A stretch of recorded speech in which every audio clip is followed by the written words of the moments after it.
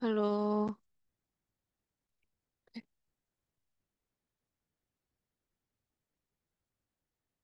suaraku terdengarkah? Dengar dokter. Oke, siap. Oke, ini bisa aku mulai kah?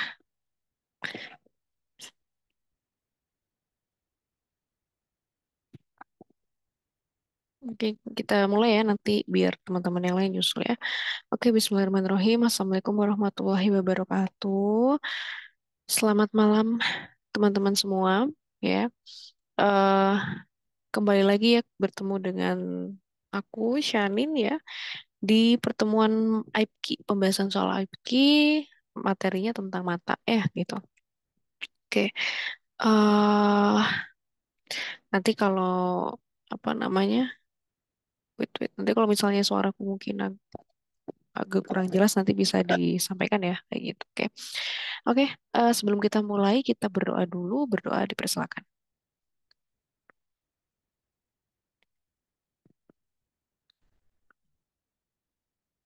Oke, berdoa selesai teman-teman. Oke, materinya udah dapatkah? Sudah dok. Oke,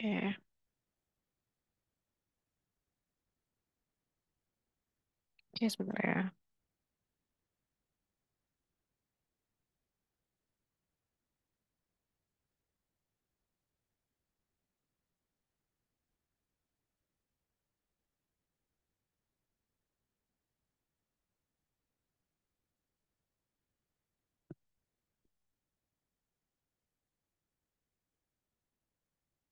Oke, ini udah terlihat ya.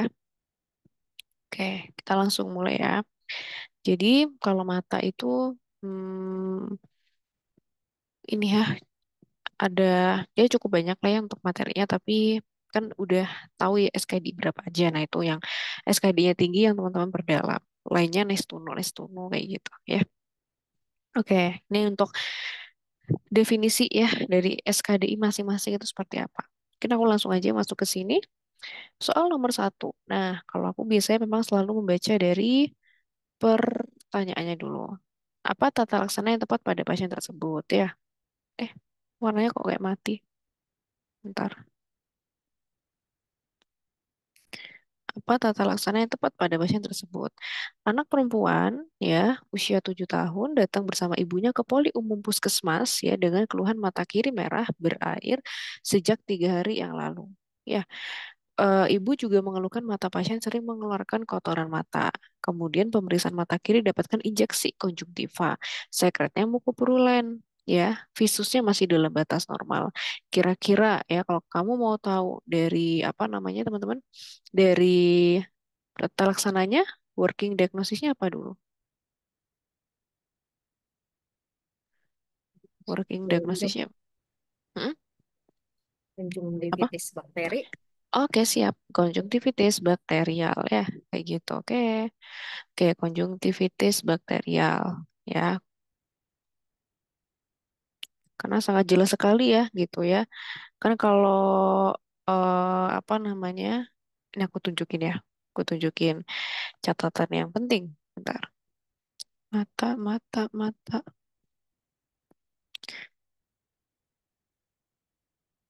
Sorry, sorry. Mana ya mata, mata, mata, mata, mata. Nah, oke. Ini ya. Jadi kalau mata merah ya kalau kalau di apa mata itu ya kan ada dua ya gitu. Dia mata merah atau matanya tenang atau matanya putih. Nah, mata merah dilihat ya visusnya normal atau visusnya turun. Ya, kalau oh tadi kan pasiennya visusnya normal, berarti ini ada beberapa working diagnosisnya gitu ya. Nah, tuh ada beberapa working diagnosisnya. Salah satunya di situ ada konjungtivitis karena udah jelas sekali injeksi konjungtiva gitu ya. Nah, apalagi kalau udah ada sekret mukopurulen, nah itu biasanya dia adalah yang apa bakterial. Berarti di sini jelas sekali penggunaannya apa nih? Berarti antibiotik ya gitu. Ya, kita lihat di bawah ya chloramphenicol ya. Tuh. Penggunaan chloramfenicol. Ini ya, konjungtivitis bakterial, ada yang bakterial akut, ada yang dia itu juga gonokokal. Kayak gitu. Kalau gonokokal biasanya dia lebih berat ya, gitu. Biasanya hiperpurulen gitu. Jadi discharge-nya itu udah bener-bener kayak yang udah kayak parah banget seperti itu. Mungkin kalau teman-teman apa masih ingat ya gitu. Terkait dengan jenis discharge. Ya, aku tulis di sini biar apa semakin ingat. Jenis discharge ya. Jenis discharge itu ada kalau yang serosa ya, serosa itu mengarahnya adalah ke virus ya, iritasi, terus abis itu alergi akut gitu ya. Kemudian abis itu kalau dari yang mukoid ya, mukoid kalau serosa itu kan kayak berair, encer gitu ya. Kalau mukoid itu apa lebih kental. Nah, itu biasanya alergi. Tapi alerginya itu yang dia sifatnya kronik gitu ya. Alergi yang sifatnya kronik. Nah, kemudian yang berikutnya apa? Mukopurulen.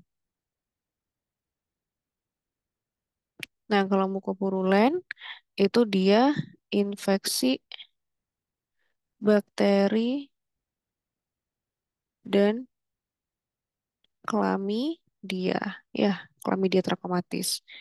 Terus abis itu kalau hiperpurulen yang tadi aku bilang ya, kayak di gambar itu kan kayak mana gambarnya? Ini kan kayak kental putih banget ya, gitu ya. Hiperpurulen itu biasanya infeksi gonokokal. Jadi itu ya keywordnya, gitu. Ya, oke, itu ya. Oke, soal nomor 2. Nanti kalau ada mau tanya kan langsung diinstruksi aja ya. Oke, soal nomor 2. Di sini diagnosis yang tepat ya. Ini seorang laki-laki berusia 26 tahun datang ke poli umum puskesmas dengan keluhan mata kiri merah, nyeri sejak 3 hari yang lalu. Ya, pasien mengeluhkan nyeri mata tidak tertahankan. Nyeri dirasakan pasien menjalar hingga kepala dan wajah serta membangunkan pasien di pagi hari. Pemeriksaan pada mata kiri, yaitu dia matanya merah, lakrimasi, korneanya masih intak, visusnya 6/6. Kira-kira ini diagnosisnya apa?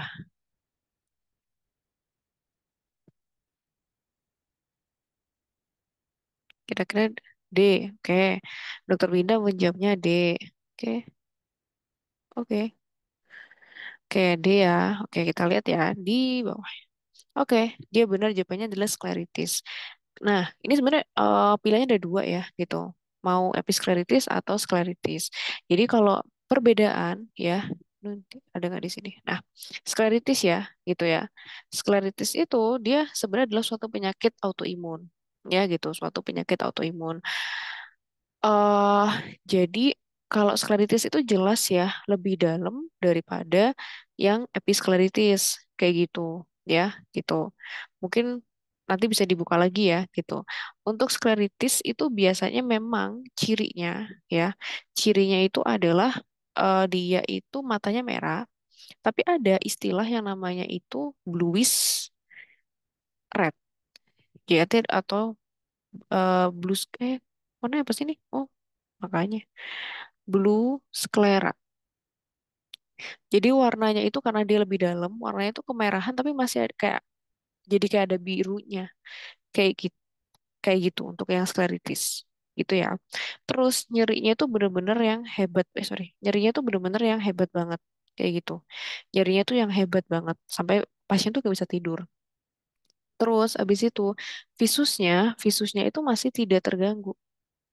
Visusnya itu normal gitu ya. Dia tidak terganggu. Kayak gitu.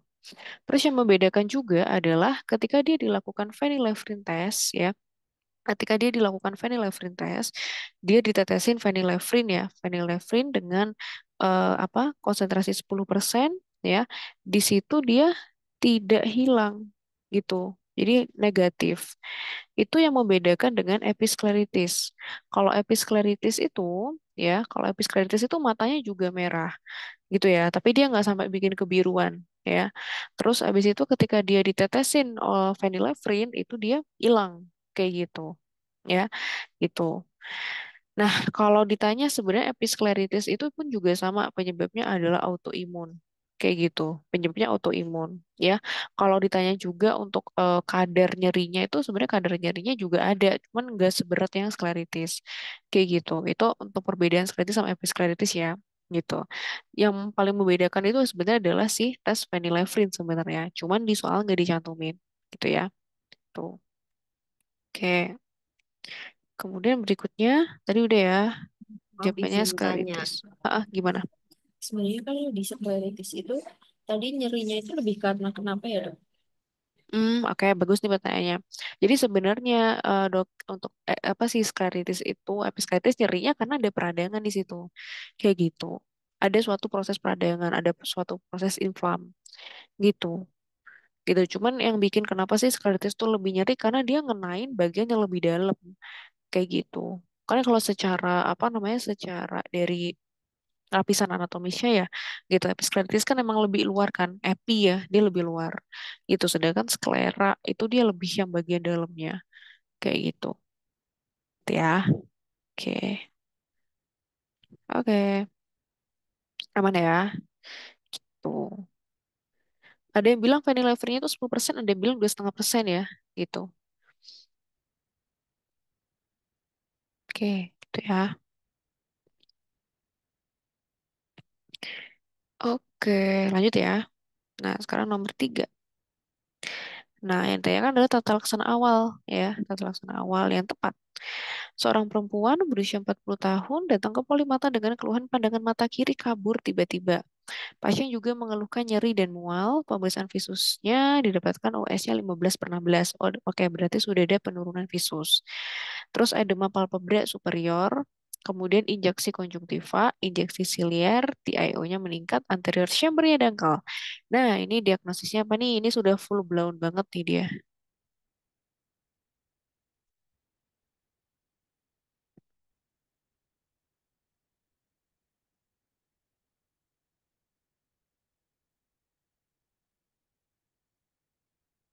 PACG. Apa tuh? PACG.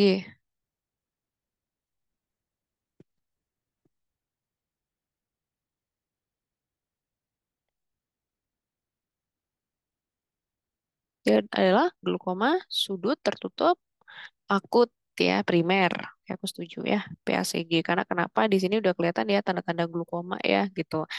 Glukoma tanda-tandanya udah jelas ya dari apa klinis ini, kemudian dari pemeriksaan fisiknya juga, terus habis itu didapatkan juga apa dia ada anterior chamber yang dangkal. Berarti kalau dangkal itu berarti dia bisa nembus sampai ke nasal ya, gitu. Dia bisa nembus sampai ke nasal sehingga apa namanya?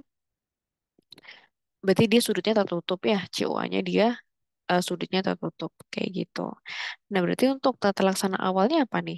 Dengan kondisi seperti ini. Ini kan sebenarnya kondisi akut ya, gitu, kondisi akut. Ya, emergensi ya jatuhnya ya, gitu. Apa berarti tata laksananya adalah dengan pemberian apa? Dia. Nah, itu tata laksana awal nih, ya. Awal. C. Oke. Kita lihat ya. Di sini acetazolamid dan timolol. Oke, benar ya. Gitu. Jadi dia diberikan acetazolamid, emang oke-nya adalah intravena, tapi kalau nggak ada dia dikasih apa namanya yang per tablet dulu, timolol, habis itu disarankan untuk ke IGD gitu ya.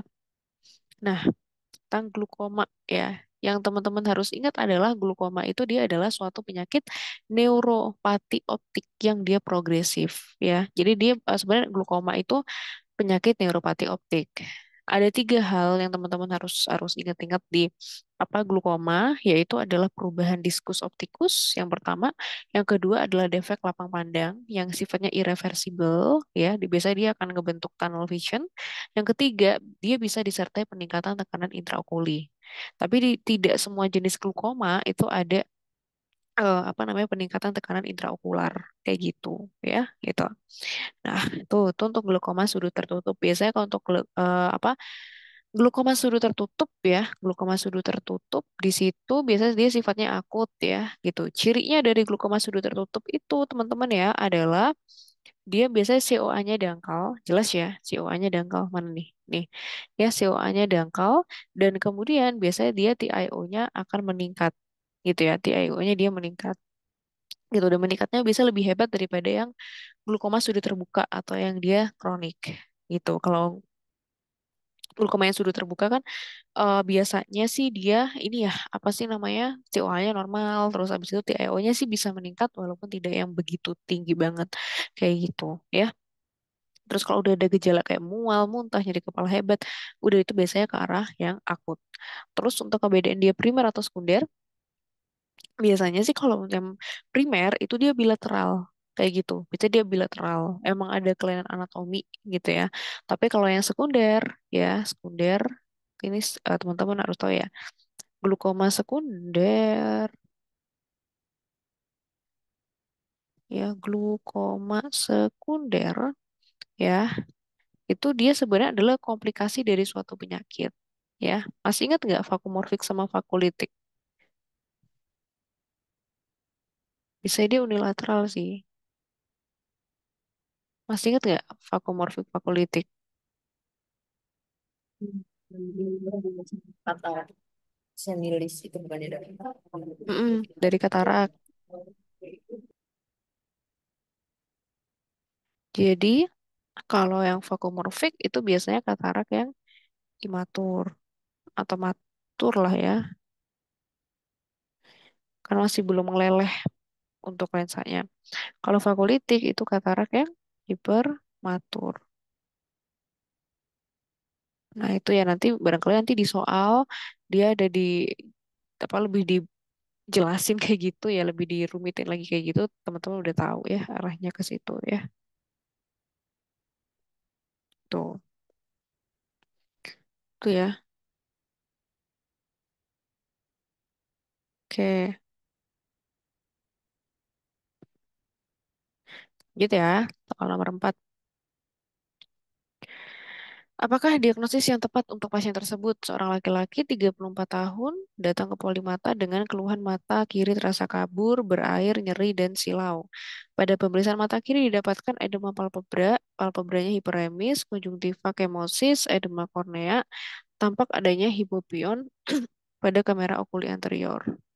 Kedua mata pasien dapat bergerak bebas dan tidak nyeri saat digerakkan. Wah, ini jelas sih full blown sih ini. Apa nih jawabannya?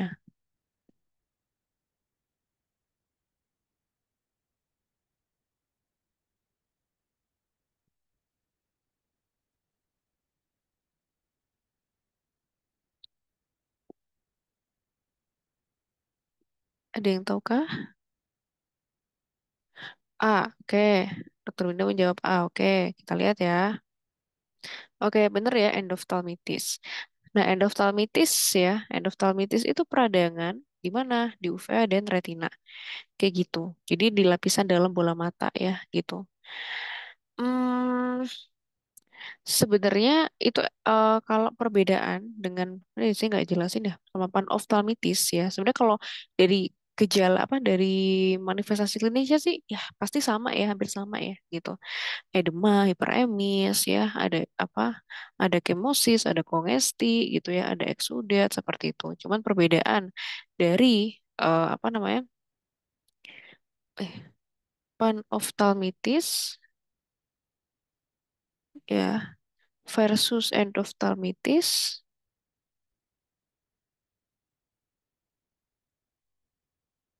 itu ya. Panoftalmitis versus endoftalmitis, ya, itu dia perbedaannya adalah kalau untuk panoftalmitis itu dia nyeri saat menggerakkan bola mata.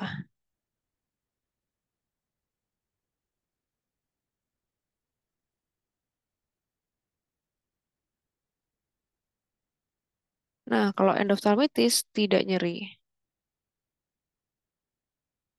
gitu ya, saat menggerakkan bola mata.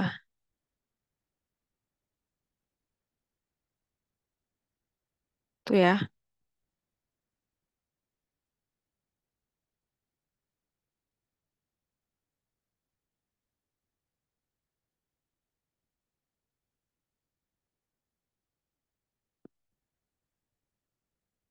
tuh ya, itu perbedaannya sebenarnya signifikan ya. Itu. Biasanya yang paling sering bikin endophthalmitis itu kayak setelah operasi katarak kayak gitu-gitu sih teman-teman ya. Itu. Itu.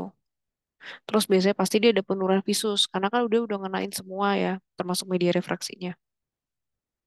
Itu.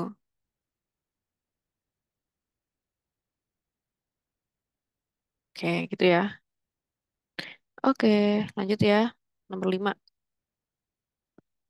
Apa diagnosis yang tepat pada pasien itu? Seorang perempuan berusia 16 tahun datang ke poli umum, ya, ke poli umum puskesmas, em, dengan keluhan kelopak mata kiri bengkak dan kemerahan. Pasien juga mengeluhkan gatal pada kelopak mata kiri. Pemeriksaan visus didapatkan visusnya masih 6/6. Pada margo palpebra kiri didapatkan krusta berwarna kekuningan dan madarosis. Nah, ini apa nih working diagnosisnya? Penyakit palpebra.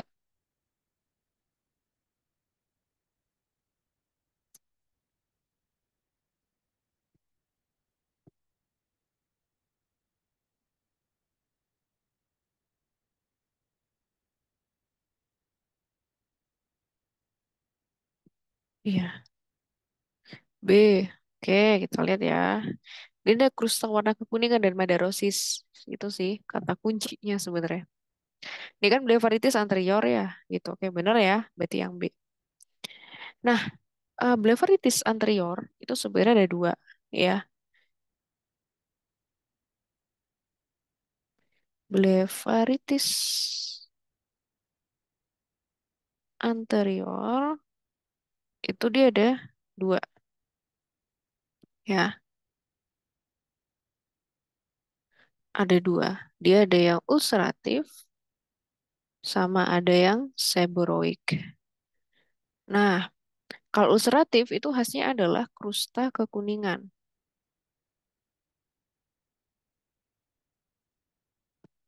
ya, pada dasar bulu mata.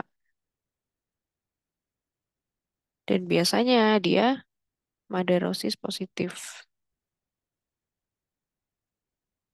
Nah, sedangkan kalau seborrheic itu squama atau krusta pada pangkal bulu mata.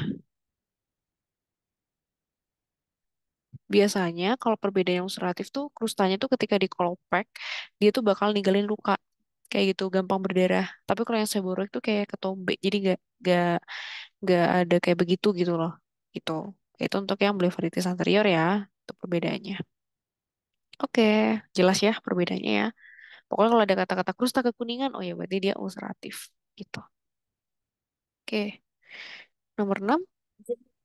Yang Gimana? posterior biasanya, kalau yang posterior keywordnya soalnya gimana ya dok? Oh, Biasanya. oh iya, iya, bener-bener. Oke, yang posterior. Biru. Yang posterior ya, oh ya. Oke, siap. Yang kalau yang blefaritis posterior, ya blefaritis posterior, itu kan sebenarnya kalau secara mekanismenya ya, kalau secara mekanismenya itu kan sebenarnya gara-gara ada bakteri nih, gitu ya. Jadi kalau apa sempat dibaca lagi ya, gitu. Kalau yang posterior itu kan sebenarnya dia itu, bentar sebelum ke bakterinya, dia itu sebenarnya adalah disfungsi kelenjar Meiboom, ya nggak? Gitu kan? Gitu. Jadi ketika dia ada bakteri, misalnya nih contoh pakai apa sih namanya itu eyeliner atau maskara tapi nggak mau ngebersihin gitu ya. Akhirnya dia kayak di situ bakteri banyak kayak gitu. Nah bakteri itu menghasilkan asam teman-teman. Nanti kalau misalnya dia udah menghasilkan asam, jadi kayak meibomnya itu dia produksinya itu dia jadi kayak meningkat produksinya gitu. Produksinya itu dia meningkat. Nah ini yang pada akhirnya ketika dia meningkat, terus habis itu produksi juga akan jadi lebih kental gitu ya. Nah itu dia akan bikin tersumbat kayak gitu. Nah, akhirnya dia muncullah si disfungsi kelenjar Meiboom itu. Nah, biasanya untuk yang khasnya, ya khasnya itu ada biasanya madarosis, tapi madarosisnya sih nggak yang full loh, jadi botak semua sih nggak ya, tapi kayak sebagian. Terus habis itu ini juga ada yang khas banget adalah penonjolan dari kelenjar Meiboomnya. Kayak gitu. Nah, pas ditekan ya kelenjar mebumnya itu kan kayak bintil-bintil ya. Mungkin nanti bisa dicari ya gambarnya. Kan kayak ada bintil, ya dia jadi bintil-bintil gitu. Nah, bintil-bintilnya tuh ketika ditekan itu tuh kayak ngeluarin kayak kayak pas kita ekstraksi komedo gitu loh, kayak ada cut gitu. Nah itu yang khasnya itu. Karena kelihatan banget kalau misalnya apa kelenjar membunya tuh nonjol kayak gitu, gitu ya.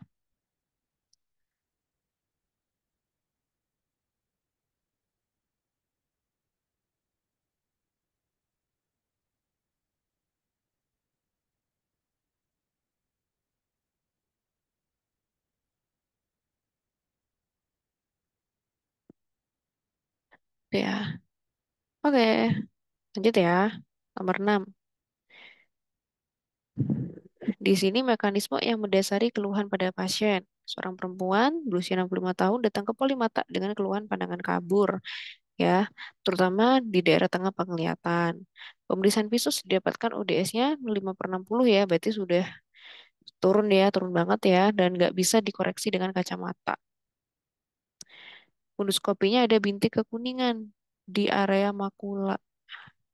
Nah, ini apa nih working diagnosisnya dulu deh.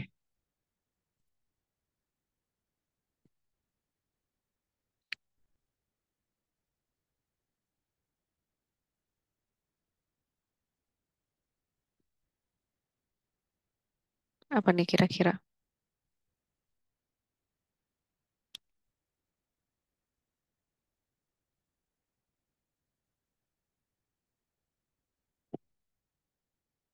Pak? Ini kan kasusnya pandangan kabur di tengah-tengah penglihatan. Berarti kan ada suatu usianya juga udah 65 tahun ya, gitu.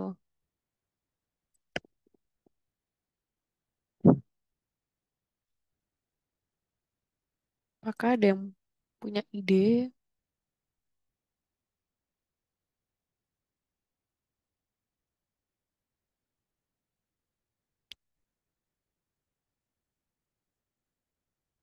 Ini kan berarti dia lebih ke degenerasi ya, itu ya, itu degenerasi. Tadi ya udah tak ini lebih ke degenerasi ya, age-related macular degenerasi ya, RMD itu ya. SKD-nya singkat aku 2 kok RMD itu. Jadi kayak ya udah yang penting bisa mendiagnosis aja gitu nanti dirujuk ya gitu. Jadi RMD itu sebenarnya proses degeneratif karena makula ya gitu, karena makula kayak gitu. Biasa usia-usia yang udah tua ya kayak gitu. Atau mungkin orang-orang yang diet tinggi lemak biasanya ya, diet tinggi lemak, hipertensi, terus ada konsumsi antiplatelet. Itu biasanya. Jadi kalau orang sakit jantung, nah itu. Nah, untuk apa namanya? Biasanya untuk apa klinisnya biasanya jelas pasti penurunan tajam penglihatan secara gradual. Jadi sifatnya dia progresif. Terus abis itu biasanya dia ada metamorfosia. Nah ini loh, distorsi penglihatan garis lurus seperti bergelombang. Ini namanya adalah metamorfosia.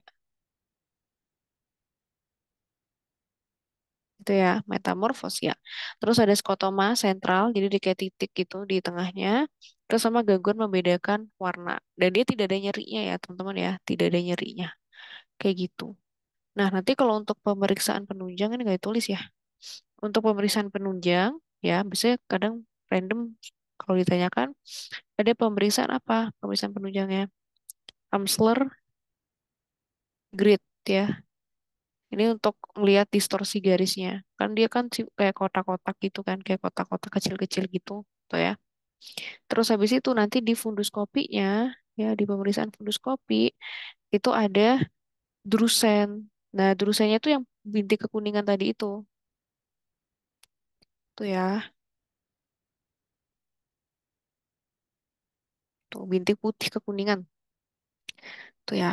Sorry, tuh bintik putih ke kuningan, tuh ya. Tuh.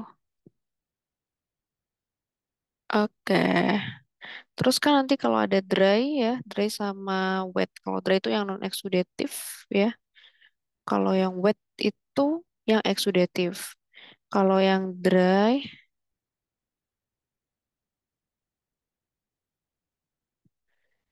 ya ini mungkin barangkali keluar ya. Dry itu biasanya dia makulanya pucat ya di funduskopinya ya. Itu pucat. Terus abis itu kalau yang wet itu biasanya dia ada makular eksudat. Ya, terus ada neovaskularisasi,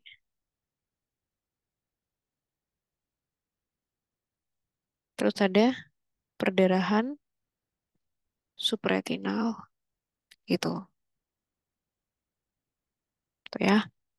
Oke, aman ya. Oke, mungkin ada yang mau tanyakan dulu?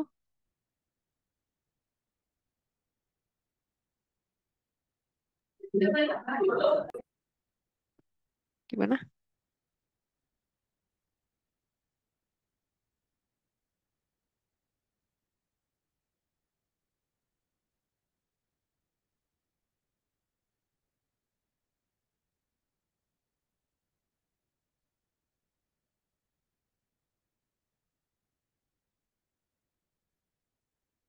Lanjut ya.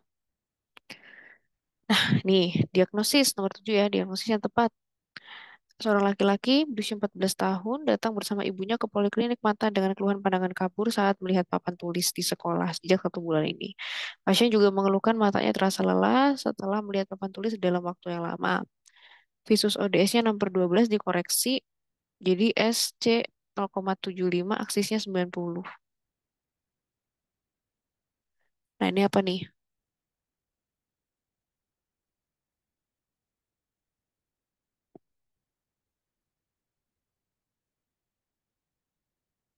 Apakah dia jawabannya? Yang A ya dok. Yang A. Kenapa yang A? Nembak aja dok. Lupa dok. Oke. Astigmatisme sih emang agak ribet ya. Ini lihat ya. Di sini, ya benar sih yang A ya kalau di sini ya. Jadi sebenarnya astigmatisme itu dia tidak bisa fokus di satu titik ya. Gitu. Tidak bisa fokus di satu titik. Nanti sebenarnya astigmatisme itu ada beberapa komponen ya. Kalau dari titik fokusnya ada simplex, compositus, mixtus ya. Jadi cahaya itu terfokus lebih dari satu titik di retina. Kalau miopi kan masih di satu titik tuh. Terus habis itu kalau hipermetropi juga satu titik. Tapi kalau astigmatisme tuh bisa lebih dari satu titik kayak gitu. Tuh ya. Kalau yang berdasarkan meridian itu ada irregular sama irregular. Nah, di sini nih perbedaannya. Simplex apa namanya? Simplex, kemudian habis itu compositus sama mixtus. Jadi kalau simplex itu miopinya itu dia ada miopi simplex atau cemin, astigmatismenya hipermetropi simplex atau C plus. Gitu ya. Kalau yang kompleks, ya kayak ini, coba dilihat ya. Si pasien ini esmin, cemin, berarti miopia komposit. Apa? Miopia yang kompositus. Coba dilihat lagi. Oke, ini ada hitungannya kok.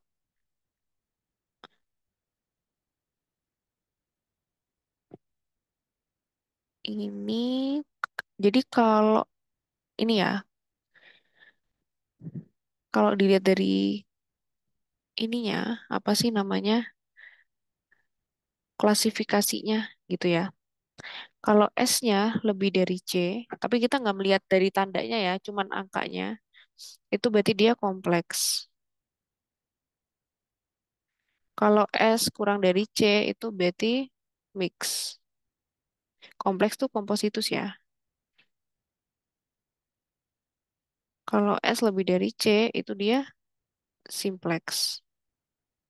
Nah, kalau lihat dari yang soal tadi, ya ini kan min, berarti miopia. Ya, lihat dari tandanya itu kan dia min miopia gitu ya. Oh, berarti miopia nih. Nah, terus dilihat S-nya lebih dari C enggak?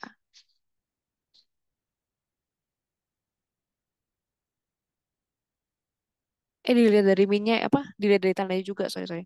Dilihat dari tandanya juga gitu. Nah, S-nya kan lebih dari C ya kalau dilihat dari tandanya ya. Kan minus 0,5 kan lebih besar daripada minus 0,75, ya kan? Maksudnya secara dia angkanya mendekati positif kan dia lebih besar itu. Kayak gitu. Nah, itu berarti dia masuknya adalah yang si astigmatisme, miopia compositus. S-nya lebih besar dari C gitu ya. S-nya lebih besar dari yang C gitu. Itu ya. S-nya lebih besar dari yang si C. Mungkin dari sini ada yang mau tanyakan dulu.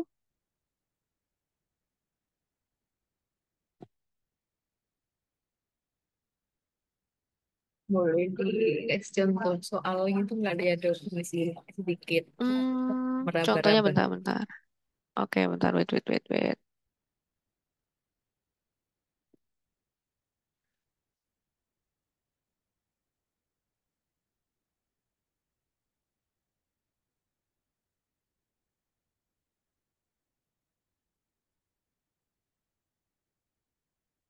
Misal, bentar ya, coba cari contoh.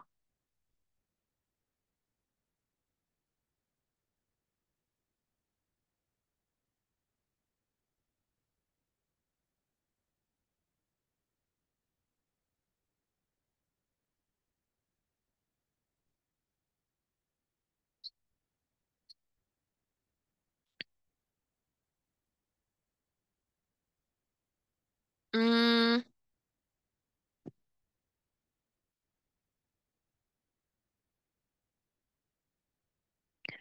Contoh misalnya gini.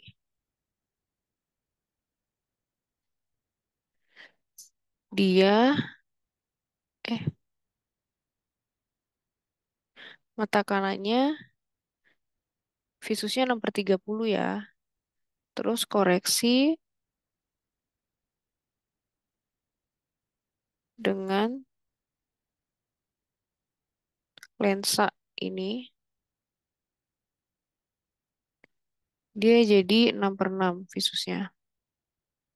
Nah, OS-nya tuh 6/40, terus dikoreksi dengan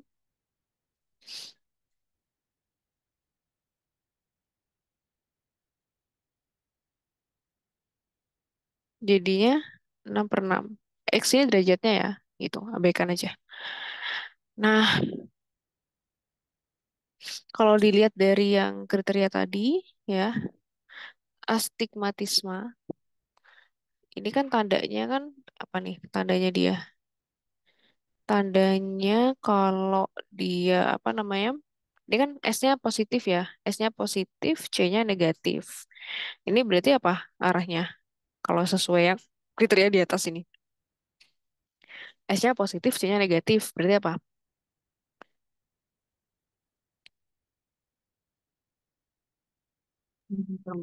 Kan, kan berlainan tanda ya. Kan dia berlainan tanda, tapi C-nya lebih. Bentar, bentar, bentar. Kan dia berlainan. Kenapa tadi?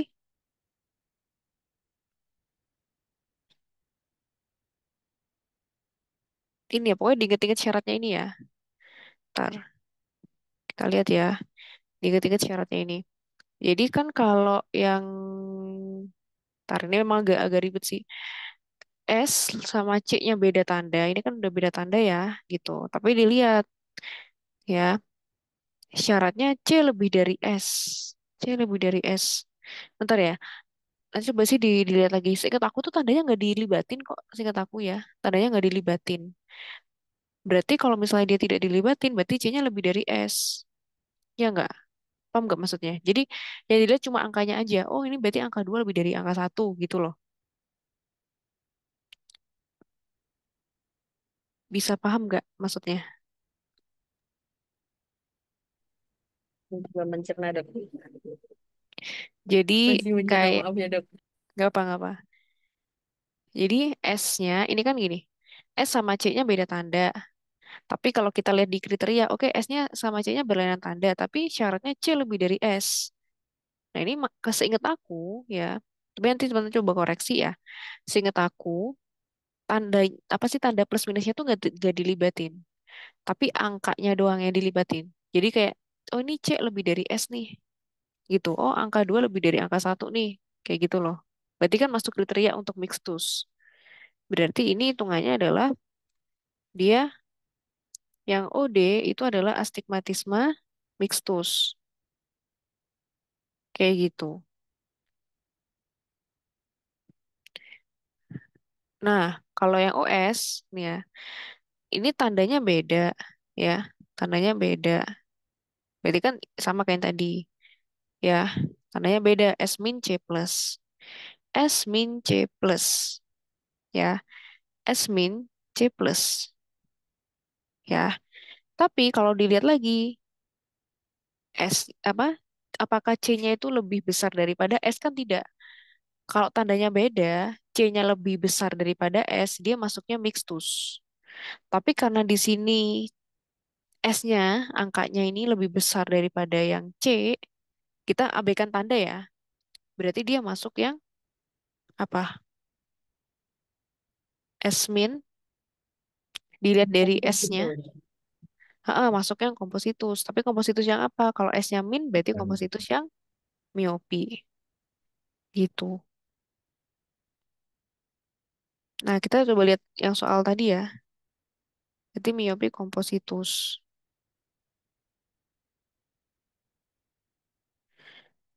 Miopi kompositus. Jadi ini loh yang aku apa bilang tadi itu. Kalau S-nya lebih besar daripada C, ini abaikan tanda ya. Abaikan tanda baca. Tanda abaikan dia plus atau minus untuk membuat dia besar atau lebih kecil. Jadi cuma angkanya doang. S lebih besar dari C, dia kompositus. Ya, S kurang dari C, dia yang eh kompleks, simpleks. Dia yang mix, yang campuran gitu. Atau kalau mau yang lebih ini di sini aja sih. Tuh, S kurang dari C. Tuh. Nah, kalau yang di tadi, soal tadi, bentar ya, kita lihat lagi. Dia tandanya sama, ya. Tandanya sama, ya kan? Gitu. Tandanya sama, sama-sama minus, gitu ya. Terus sama-sama minus, tapi masuk nggak kriteria S-nya lebih dari C? Nggak masuk ya, kayak gitu.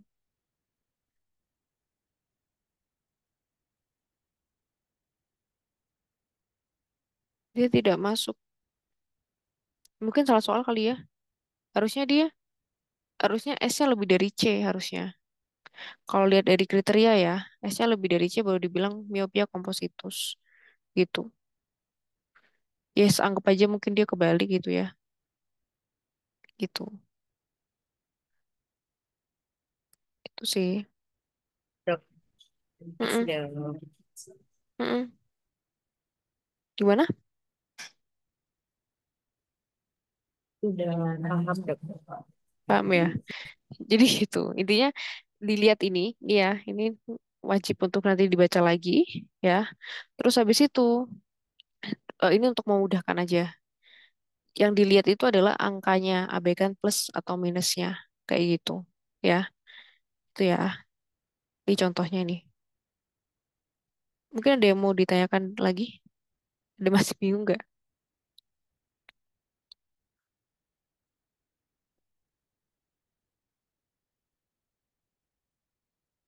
Aman ya, oke.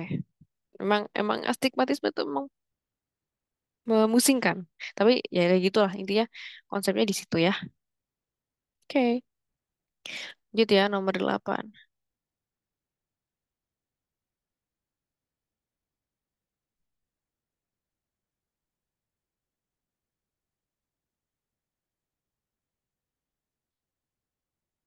Tata laksana yang tepat pada pasien itu. Seorang perempuan berusia 30 tahun datang ke poli umum puskesmas dengan keluhan benjolan di kelopak mata kanan sejak 3 hari yang lalu. Benjolannya nyeri. Mata kanan dapatkan ada benjolan palpebra superior kanan, hiperemis, pus. Ini working diagnosisnya apa nih?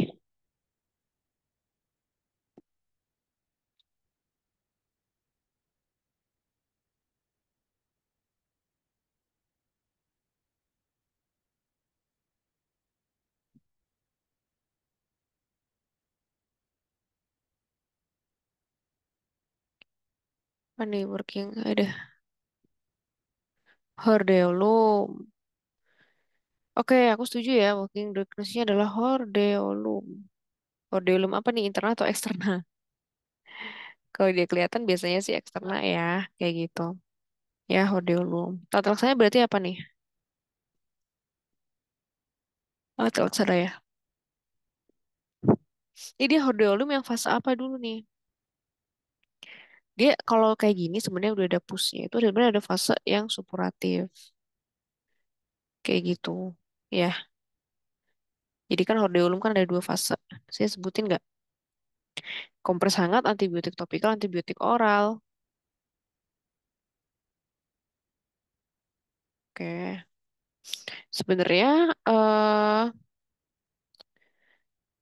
ini ya, apa sih namanya? Kalau udah ada pusnya biasanya sih dia stadiumnya supuratif ya. Kalau dia masih merah itu stadiumnya infiltratif gitu. Jadi apa nih hordeolum eksterna ini.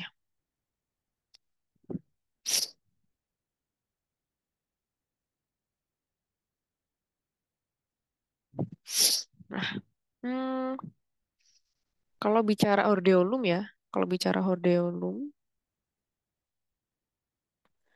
ya, hordeolum itu kan dia yang sifatnya akut ya.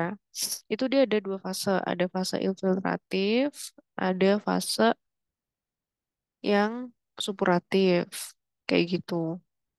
Nah, kalau fase infiltratif itu yang dia edema, merah, anget gitu ya, kayak bintitan tuh loh. Tapi masih belum ada bintik kuning atau bintik pusnya. Kalau yang di sini mungkin ditulisnya di sini, oh, apa sih namanya? Ada pusnya ya. Kalau ada pusnya itu sebenarnya dia udah fase yang supuratif. Tata laksananya jelas berbeda.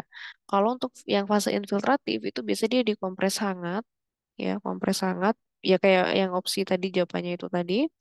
Kemudian habis itu di antibiotik topikal, ya. Terus untuk beberapa kondisi ada antibiotik sistemik, kayak gitu. Ya, sedangkan kalau fase supuratif itu adalah udah jelas karena ada pusnya, itu ada insisi dan drainase pus. Ada nggak ya di situ pilihan ini?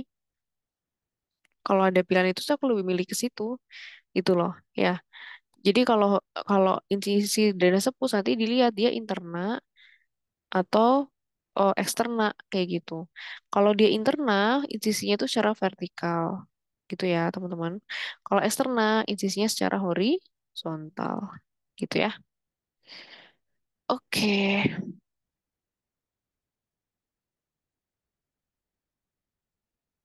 tuh soal nomor 9.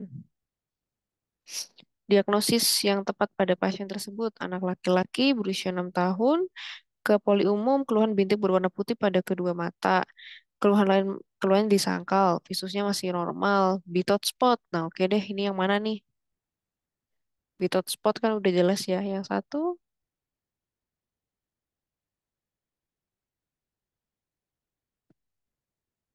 C, oke, satu B ya. Oke, sip. Oke, ini ya. Nah, kalau ini seperti ini ya. Dihafalkan sih memang kalau kalau yang keluar paling sering keluar kan Bitot spot itu di satu B gitu ya. Gitu. Jadi ini defisiensi vitamin A. Seroftalmi itu defisiensi vitamin A. Ya untuk pengobatannya ya jelas ya. Ini adalah pemberian vitamin A.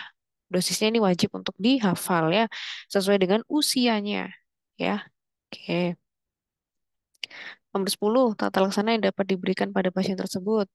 Perempuan 58 tahun ya, dia ke polimata ya dengan keluhan apa sih namanya?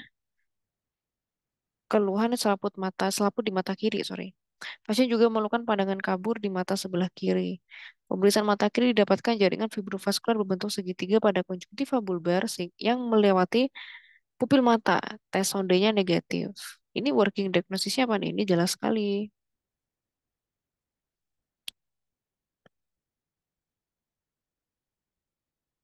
Working diagnosisnya apa nih?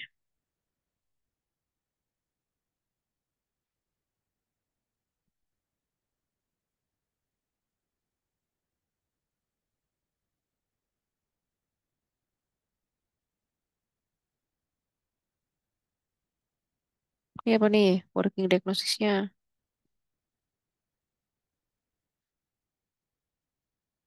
Ada yang tahu, ada yang tahu, ada yang tahu. Dari Apa? Apa? Pterygium. Oke. Ya, kalau pterygium dilihat ya, derajatnya itu menentukan. Ya, menentukan tata laksananya. Kalau dia masih grade 1 2 ya, grade 2 itu kan seingat aku tidak melewati, dia melewati limbus tapi masih kurang dari 2 mili. Nah, itu dia masih konservatif. Jadi dihindari matahari, artificial light tears gitu ya. Tapi kalau di sini kan udah apa sih, berbentuk segitiga pada konjungtiva bulbar melewati pupil mata. Ini udah ganggu visus ya, gitu. Udah ganggu visus, pandangannya udah kabur. Itu udah grade 3 sama 4 itu dilakukan ekstirpasi kayak gitu ya, atau eksisi gitu ya. Diambil dia gitu. Tuh ya. Itu untuk pterygium ya nih, yang ini nih. Tuh ya. Nah, pokoknya diingat-ingat nanti ada namanya itu apa sih? Pseudo pterygium. Jadi pterygium sama ada pseudo pterygium ya. Kalau pterygium sama pseudo pterygium itu biasanya disebabkan oleh inflamasi. Kalau pterygium itu biasanya disebabkan oleh proses degeneratif ya. Itu dia nanti yang membedakan adalah tes sonde. Kalau tes sonde itu dia kalau pada pterygium dia negatif. Artinya sondenya tuh nggak bisa ngelewatin jaringan fibrovaskularnya itu. Tapi kalau pseudopterygium itu tes sondenya dia positif. Dia bisa melewati dari apa namanya si jaringan fibrovaskular itu, gitu ya. Itu yang membedakan. Oke, nomor 11. Izin Mm. ini boleh direview dikit eksisi ekstirpasi gitu-gitu. Boleh nggak ya, Dok? Oh, gini. Bedanya. Bedanya kalau eksis ini beda ya. Beda, tapi di mata juga ini sih. Jadi kalau apa ya, sebenarnya gini. Kalau eksisi ya gitu. Kalau eksisi itu mungkin tar gitu.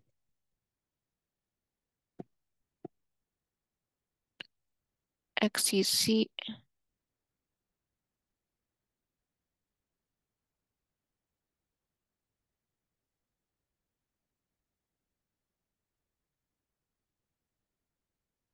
ekstirpasi.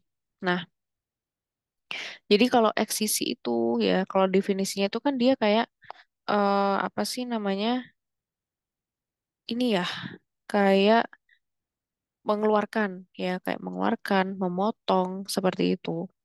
Nah, ekstirpasi itu kalau di pikiranku ya gampangnya itu adalah dia itu kayak seluruh jaringan itu kayak diambil. eh Contoh kalau misalnya kayak ada kista. Nah, jadi ekstirpasi kista ya. Contohnya ekstirpasi kista gitu ya. Kista, misalnya kista aterom gitu ya. Nah, kista itu kan dia ada bungkusnya ya. Nah, itu kayak sebungkus-bungkusnya tuh diambil kayak gitu. Jadi seluruh dari bagian itu tuh diambil, itu ekstirpasi. Jadi whole itu tuh diambil. A whole package of massa tersebut itu diambil gitu loh. Tapi kalau eksisi itu kayak apa ya? Hmm, lebih ke kayak yang enggak yang kayak seluruhnya gitu enggak gitu loh. Tapi kayak lebih ke jaringan yang itu aja gitu loh. Jaringan yang bermasalah itu aja gitu loh. Tapi tidak whole package dari apa namanya si siapa? Si ini ya, si jaringan tersebut kayak gitu. Gitu. Makanya tadi aku bilang ekstirpasi pterygium karena di otakku ini ngambilnya itu pasti udah semuanya gitu loh. Semua jaringan apa namanya jaringan fibrovaskular itu pasti diambil semua kayak gitu. Gitu. Iya. Dok, nah, izin mau tanya yang Mm-mm, kalau mm-mm, tadi di Siroftalmia, terus ceritanya anaknya itu juga gizi buruk gitu. Terus vitamin A-nya nanti di hari 1, 2, 15 sama 24 atau gimana ya, Dok? mm-mm. Kok kan gini kan 1 1 2 15 sama 24. Kalau misalnya anaknya gizi buruk berarti tetap juga ngikutin yang si gizi buruknya. Karena kan di apa sih panduan yang gizi buruk kan dia juga apa sih? Sorry, yang panduan di Seroftalmi kan juga hari-harinya tuh mirip ya sama kayak yang gizi buruk, cuma dia minusnya nggak ada 24 ya, tetap aja diikutin yang 24, tetap yang gizi buruk. Tapi kalau misalnya dia nggak gizi buruk, yang ngikutin yang Seroftalmi gitu. Di Itu hari ya. pertama dan kedua dosisnya jadi double atau satu aja dok? Atau... Satu aja, satu Oh, aja, oke, tetap satu siap. aja, gitu ya. Makasih Jadi nanti dok. dia, oke, nanti overdosis gitu. Satu aja, karena kan kalau gizi buruk itu sebenarnya kenapa kalau dikasih vitamin, karena jelas ya, dia untuk yang basic aja kayak kayak protein, karbo aja enggak, apalagi vitamin gitu loh. Makanya dikasih vitamin. Tapi kalau misalnya kasusnya dia combo sama seroftalmi ya cukup sekali aja. Jadi nggak usah didouble kayak kayak dua kali lipatnya gitu nggak perlu gitu ya. Oke, ada yang mau tanyakan lagi kah? Belum dok. Aman ya, lanjut ya. Nah, ini yang nomor eh 11. Apa tata laksana? Lo. Loh, apa tata laksana yang dapat diberikan? Perempuan 22 tahun ya, datang ke polimata dengan keluhan matanya, mata kanan merah terasa nyeri sejak 2 hari yang lalu. Terus habis itu silau kalau terkena matahari ya, terus merasakan pandangan sebelah kanan sedikit kabur. Pemeriksaan mata kanan tampak opasitas epitel dan subepitel kornea berbentuk radial. Pasien riwayat berenang 5 hari yang lalu menggunakan lensa kontak. Nah, ini ya, kalau kayak gini, dia kan sudah ada penurunan visus nih, mata merah penurunan visus. Nah, working diagnosisnya apa nih?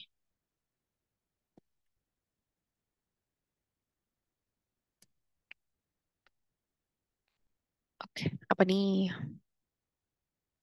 Berarti tes ini dok. Keratitis apa? Yang amoeba-amobaan. Oke, keratitis amoeba. Berarti obatnya apa nih? Berarti akantamoeba ya.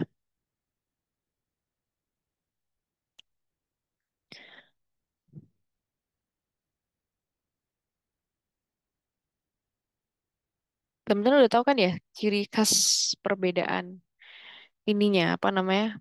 Masing-masingnya udah tahu ya. Ini benar aku setuju akan tamoba. Kalau akan tamoba biasanya dikasih PB apa? PHMB ya atau Chlorhexidin. Ada nggak di sini yang D? Nah, Chlorhexidin ya. Oke. Jadi kalau yang akan tamoba protozoa ya gitu. Itu biasanya karena lensa kontak. Terus lensa kontak yang airnya kotor atau berenang gitu ya. Terus yang khas juga infiltrat korneanya itu bentuknya radial ya atau ring shape lesion. Nih loh, bentuknya radial. Terus apa sih namanya? Untuk obatnya itu adalah dengan PHMB. PHMB itu adalah polyhexamethylene biguanide ya, konsentrasinya 0,02% atau diberikan chlorhexidin. Chlorhexidin itu teman-teman itu diberikan sekali per jam. Berapa hari ngasihnya? 2 sampai 3 hari. Kayak gitu. Nanti setelah dia udah 3 hari itu ditetesin chlorhexidin, nanti dia tuh di maintain 1 kali per jam ya selama 3 hari lagi ya. Jadi kayak benar-benar 24 kali netesinnya. Terus habis itu nanti baru ditetesinnya 4 kali per hari. Emang agresif ya kayak gitu. Gitu. Cuman emang amoeba tuh dia jahat jadi kayak harus dibunuh seagresif itu. Itu untuk keratitis protozoa gitu ya atau akantamoeba tadi itu. Mungkin ini ada yang mau tanyakan?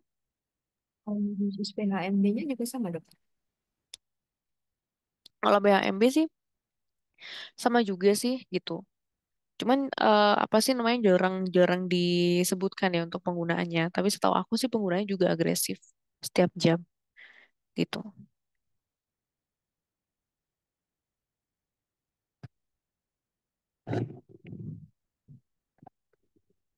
Oke, lanjut ya. Nomor 12. Sumber perdarahan. Seorang perempuan 23 tahun datang ke poli umum puskesmas dengan keluhan nyeri pada mata kanan setelah terkena bola tenis. Riwayat terkena bola tenis 1 jam yang lalu, keluhan disertai mata berair dan kemerahan. Pemeriksaan visus didapatkan OD-nya 5/6, OS-nya 6/6. Pada pemeriksaan mata didapatkan tampak darah di COA ya hingga setinggi pertengahan pupil. Ini apa sih working diagnosisnya? Lymphoma. Apa? Lymphoma, Dok. Hifema, oke. Yang grade berapa ini dia?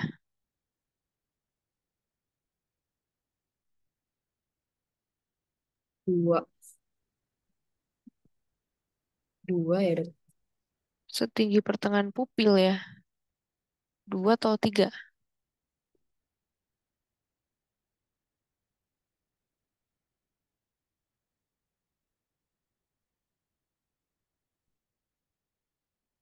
Kalau yang tiga melewati, seingat saya, Dok. Melewati kan ya. Atau, iya. Ini dia, oh setinggi ya, setinggi berarti dia 2 ya, oke. Hifema grade 2.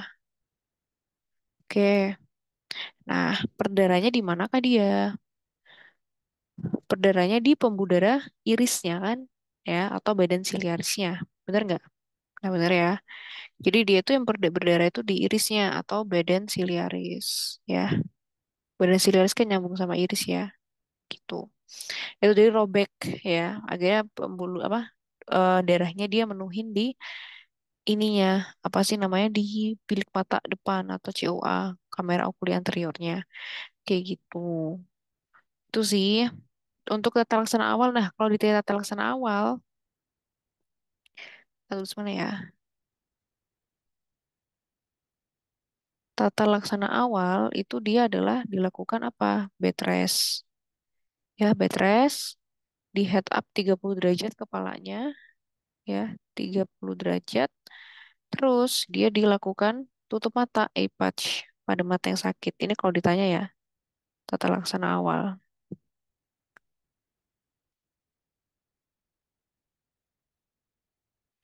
Nah, terus nanti kalau misalnya ditanya apa sih untuk obat-obatannya sih sebenarnya obat-obatan farmakologisnya ya kasih antiinflamasi, anti glukoma kayak gitu. Terus habis itu tranexamik ya, antifibrinolytik ya itu. Terus habis itu nanti dia tuh juga ada yang namanya atropin. Atropin ini kan siklopegik ya. Atropin 1%, secara topikal atau tetes mata, itu kan dia kan siklopegik ya. Tujuannya adalah untuk mencegah sinekia. Karena resikonya apa teman-teman kalau sinekia itu dia bisa bikin glukoma sekunder kayak gitu. Ya, tuh makanya dia dikasih atropin. Oke. Oke, nomor 13. Apa diagnosisnya? Laki-laki 64 tahun ya, datang ke polimata dengan keluhan mata kanan tidak dapat melihat sejak 3 hari yang lalu. Pasien mengeluhkan penglihatan kabur seperti awan sejak 2 tahun ini. Pemeriksaan visusnya oh ini udah kacau balau nih, ya visusnya udah turun banget.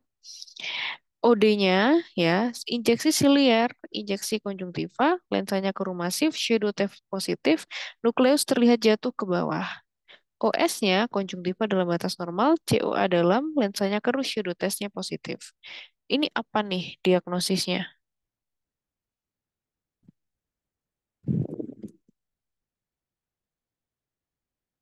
OD apa, OS apa?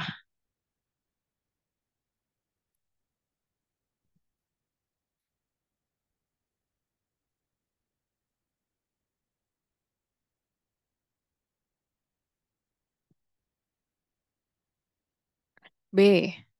Oke, kita lihat ya. Ini lensa jatuh sih pasti udah jelas Morgagni ya. Ya wis lah, gitu ya. Kalau shadow test itu biasa sudah muncul di imatur. Kalau incipient sih biasanya masih belum ya, gitu. Tapi bisa aja ada, cuman imatur sih yang paling gini, gitu. Jadi di apa sih di ini kan cahayanya, apa pancarkan cahaya ya, dipancarkan cahaya dari lateral, kayak gitu, secara oblik, secara miring ya, kayak gitu. Shadow test biasanya muncul di imatur ya, gitu. Kalau dia sudah ada iris tremulans ya, lensanya jatuh, berarti dia udah masuk yang orgagni. Katarak mungkin ada yang mau tanyakan?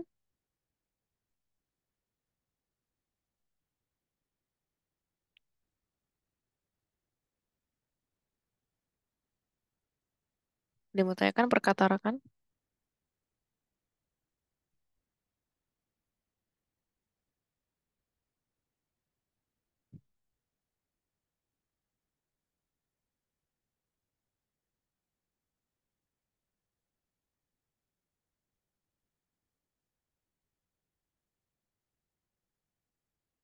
Aman ya? Oke, lanjut ya. Nomor 14. Apa diagnosis yang tepat? Laki-laki berusia 48 tahun datang ke polimata dengan keluhan kedua, mata tidak dapat melihat secara tiba-tiba. Keluhan tersebut terjadi sekitar 1 jam yang lalu.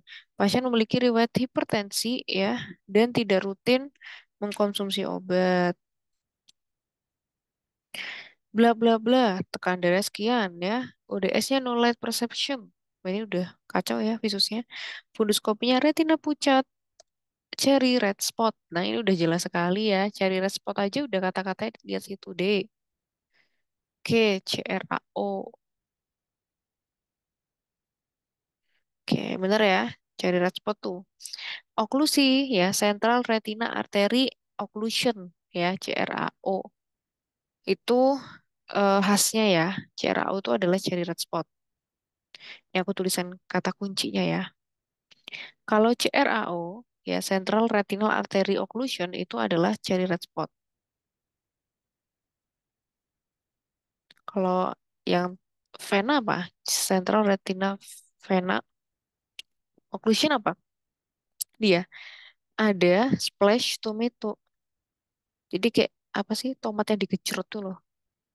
Ya, dan atau ada thunder appearance. Yang paling familiar sih splash tomato ya.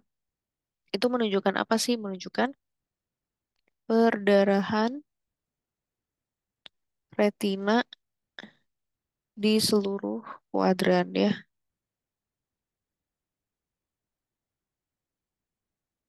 Oke. Terus kalau yang itu kan sentral, kalau yang branch BRAO khasnya apa biasanya?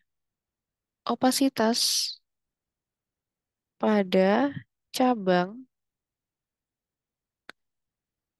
arteri yang tersumbat. Tuh. Kalau yang BRVO, branch retinal vein occlusion itu dia ada istilah flame hemorrhage. Jadi flame hemorrhage itu adalah kondisi di mana perdarahan superficial di cabang vena yang tersumbat. Jadi kayak pecah gitu venanya. Itu. Jadi kayak apa sih ngeplak merah-merah-merah gitu loh perdarahnya. Itu ya, itu khasnya.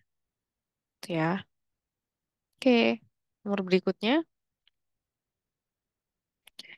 kekuatan lensa koreksi yang tepat diberikan laki-laki 60 tahun ya. Dia buram ketika jarak dekat.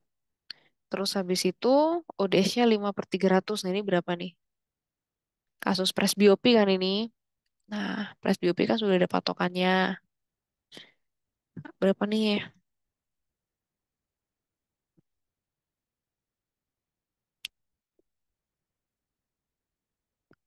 3, oke.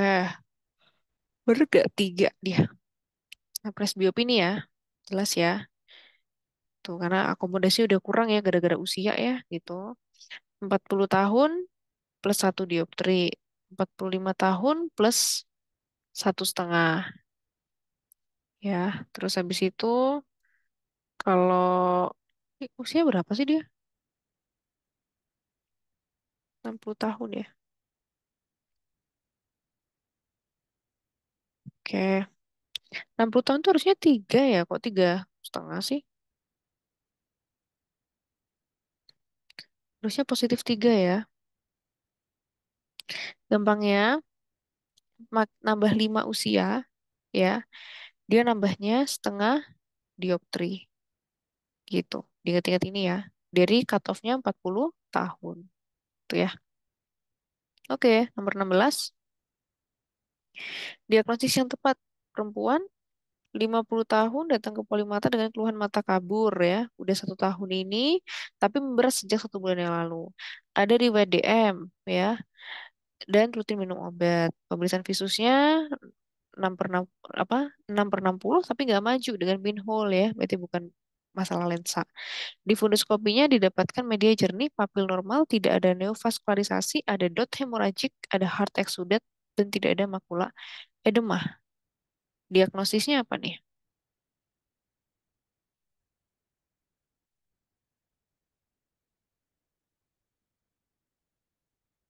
D. Non proliferatif diabetik neo apa retinopati. Ya aku setuju sih dengan D ya gitu. Karena gampangnya gini, ini ada riwayat apa DM ya gitu. Ada riwayat DM, terus habis itu tidak ada neovaskularisasi, berarti non proliferatif. Simpelnya gitu. Karena kalau untuk proliferatif itu pasti ya, pasti dia ada apa sih namanya? Ada neovaskularisasi. Itu udah wajib ya, seperti itu. Itu ya. Tuh, jadi kalau dia udah mulai ada apa namanya neovaskularisasi ada kata-kata itu, berarti dia sudah proliferatif. Tapi kalau masih mikroaneurisma ya perdarahan retina itu bukan proliferatif. Gitu ya.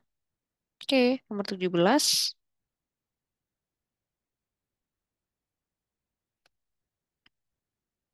Tata laksana yang diberikan pada pasien tersebut.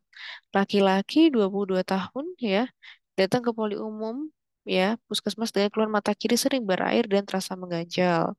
Pasien juga mata kering, mata kirinya sering kelilipan. Ya, terus bulu matanya sebelah kiri tumbuh ke arah dalam bola mata. Visusnya masih normal. Ini working diagnosisnya apa nih? Sis dok. Trichiasis. Oke, nice. Jadi bulu matanya ini salah tumbuh ya, gitu ya, trichiasis. Tuh, jadi salah tumbuh ke dalam ya. Gitu berarti apa tata laksananya? Diapain? Ya dicabut ya. Berarti dilakukan epilasi, dicabutin bulu matanya gitu. Oke, dicabut ya gitu. Nanti ada namanya itu distrikiasis. Kalau distrikiasis ya hati-hati. Itu dia ada barisan bulu mata tambahan. Ya sebenarnya balik lagi diapain? Dia dicabut gitu ya, dicabut. Oke, nomor 18. Diagnosis yang tepat. Laki-laki 48 tahun ya, datang ke polimata dengan keluhan pandangan kabur mendadak 1 jam yang lalu. Pasien menggunakan kacamata -8 ya, udah 5 tahun yang lalu, tapi 1 jam yang lalu pandangannya kabur ya. Dia 60 nih mata kirinya, mata kanannya masih 6/6. Pemeriksaan funduskopi dapatkan tobacco dust appearance pada vitreous. Ini pilihannya kalau nggak D ya E gitu. Apa? Sepertinya D dok. Karena -8-nya. Mm, Tapi ya, kalau yang appearance-nya kurang tahu dok. oke oke siap. Jadi kalau dari faktor resikonya ya, even kita nggak tahu nih misalnya appearance-nya gimana nih klinisnya, ya apa? Kok klinisnya tandanya ya, itu rheumatogen gitu ya, karena dilihat dari faktor resiko dia pakai -8 udah bertahun-tahun kayak gitu ya, jelas lah ya gitu, yaitu adalah faktor resikonya gitu. Memang biasanya memang dia tuh matanya putih, terus visusnya turun mendadak kayak gitu. Nah ini ya. Ablesio retina ya, ada rheumatogen, ada non rheumatogen, sama ada satu lagi tuh ada namanya eksudatif. Oh di sini ya. Oh ya, rheumatogen sama non rheumatogen, non rheumatogen dibagi dua, ada traksional sama eksudatif. Kalau rheumatogen berarti dia itu biasanya karena miopi yang tinggi, karena trauma gitu ya. Kalau yang non rheumatogen itu biasanya ada penyebab lain ya. Kalau traksional tuh kayak DM, penyakit sickle cell gitu. Kalau eksudatif tuh ya kayak hipertensi ya, keganasan seperti itu. Ya. eh oh, manifestasi klinisnya nggak ditulis. Nah, ini udah deh. Jadi kalau yang pada rekmatogen itu biasanya ada floater, jadi kayak ada bintik-bintiknya, terus ada apa fotopsia ya, kayak ada kilatan cahaya gitu, sama ada skotoma gitu ya. Skotoma tuh kayak ketutupan kayak ada tirai gitu loh, ya. Tuh. Kalau yang traksional itu biasanya defek lapang pandang aja sih biasanya. Kalau yang eksudatif itu juga sama.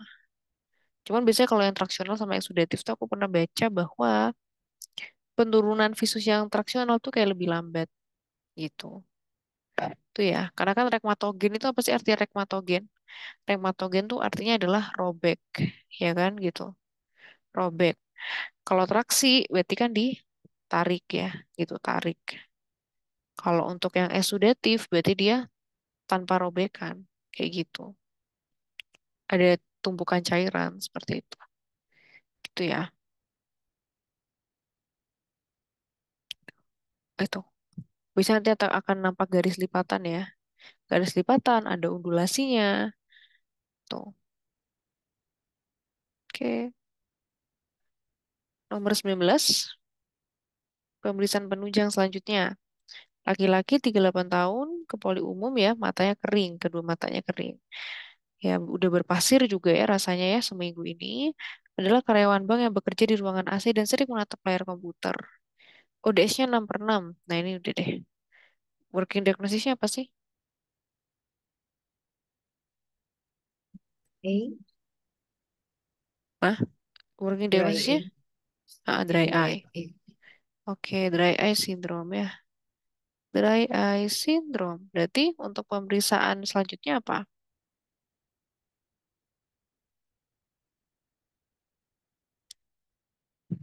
Si, shimmer ya. Shimmer. Oke deh. Oke, dry eye syndrome ya, dilakukan pemeriksaan shimmer test. Jadi pemeriksaan shimmer test ini dia itu diletakkan ya, apa sih namanya? Strip kertas ya di fornix posteriornya. Ya, di fornix posterior. Nah, terus habis itu nanti biasanya pasien tuh disuruh nutup mata 5 menit, terus dilakukan evaluasi. Normalnya itu lebih dari 10 dBn-nya ya. Jadi dalam batas normal itu 10, lebih dari 10 milimeter. Kalau dia kurang dari itu ya berarti dia ya matanya kering kayak gitu ya.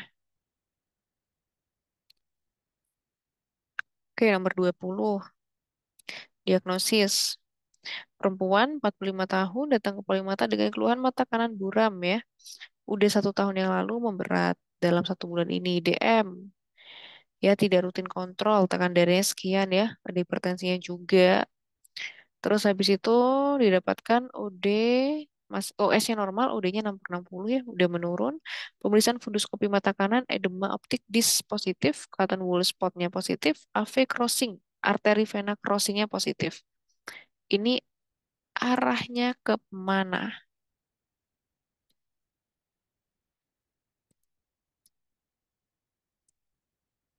Sepertinya C kali ya, Dok.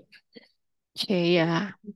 Ini agak agak membingungkan kalau misalnya ini ya apa dibaca semuanya ya, dibaca semua tuh artinya oh dia ada DM tapi dia kok ada hipertensi gitu, padahal kalau dari khasnya kan udah jelas ya hipertensi gitu ya. Oke, karena ada Cotton spot, AV crossing kayak gitu tuh ya. Nah, mungkin biar gampang ya gradingnya ya. Kalau grade-nya itu retinopati hipertensi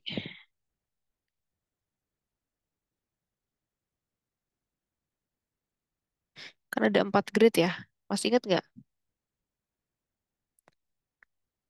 Kalau grade 1 apa?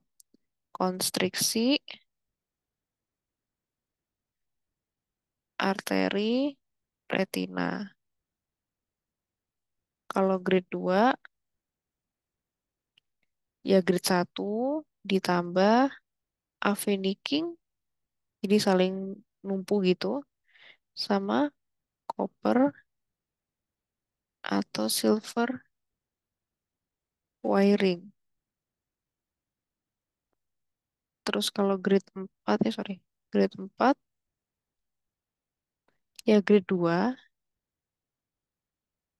ditambah flame shift hemorrhage